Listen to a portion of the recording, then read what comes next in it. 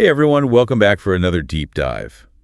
In Korea, jeonse is a pretty unique system, but there are some really risks involved. Definitely. Like, what if you sign a contract and then the loan falls through? Oh, that's a nightmare scenario. It is, and unfortunately it happened to Mr. A. His story really exposes the hidden pitfalls of jeonses, even for experienced renters. Yeah, and it goes beyond just one person's bad experience. It raises questions about the system itself. Exactly.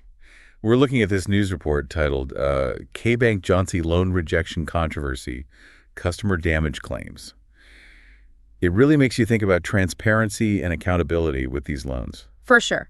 So Mr. A, he found a place, signed the contract, felt the, excitement of a new home. Right. And he applied for a jeonse loan through Kbank's app. Like you do. Like you do. And things looked good initially. Oh, yeah. He even got preliminary approval. That's such a good feeling, right? It is. But it can be deceiving. Yes, it can. That's where things went south. Okay, so what happened?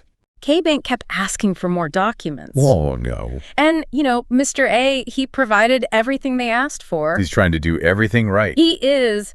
But that deadline for the final payment, it was looming. I can't imagine the stress. Oh, it must have been so stressful. Yeah. Just waiting and not knowing what was going to happen. And then just a week before that final payment, boom, loan denied. Ugh, what? Yeah. So what reason did they give him? Well, at first, Kbank said that the Korea Housing Finance Corporation, HF, they didn't approve the loan guarantee. Okay, so that makes sense. Maybe something went wrong there. Baby, but get this. Mr. A, he's a proactive guy, so he contacted HF directly. Oh, good for him. And guess what?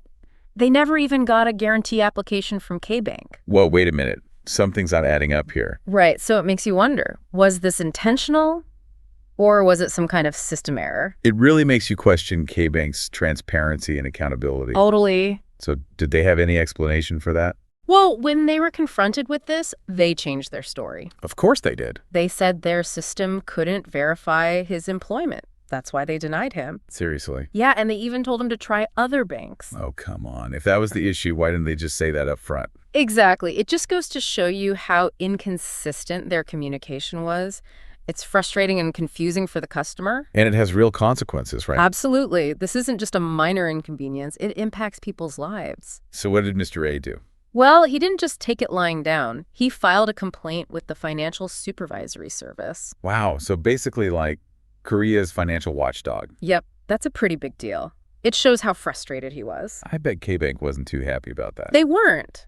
But they did acknowledge the mishandling. They kind of had to, right? Pretty much. And they apologized. But here's the thing. They still maintained that denying the loan was within their policy. So they're basically saying they did everything by the book. But if their policies are causing this much trouble, don't they need to change something? The system should be more user-friendly and transparent. Right, exactly. So what can people do to protect themselves?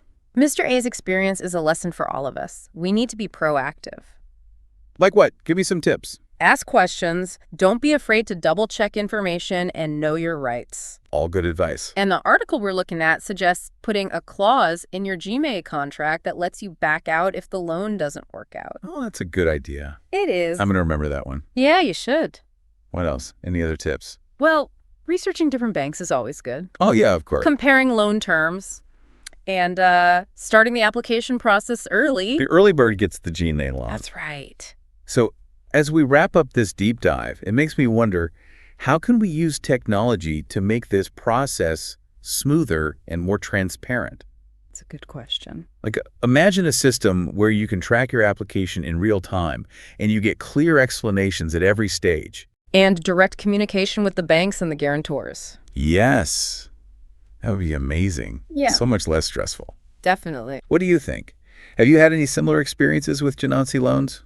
We'd love to hear your thoughts. And remember, by staying informed and standing up for ourselves, we can navigate these tricky systems and make the best choices for our future.